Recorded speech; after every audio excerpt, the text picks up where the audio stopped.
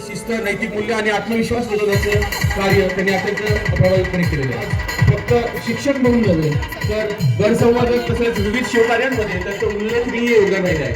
त्यांच्या या कार्याचा आदर्श घेऊन पुढच्या पिढीसाठी नक्कीच दिशादर्शक ठरेल यात काही शंका नाही. म्हणूनच आज मान्य श्री रोहिदास बगडे सरांना आपण स्वराज्य रत्न पुरस्काराने सन्मानित करत आहोत. त्यांना सन्मानित करण्यासाठी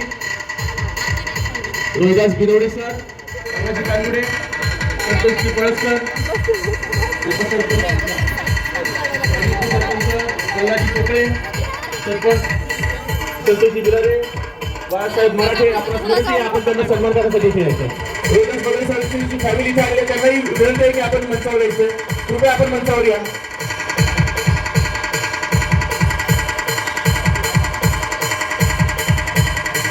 प्रतिष्ठान कृषी ट्रस्टच्या वतीनं सहर्ष स्वागत.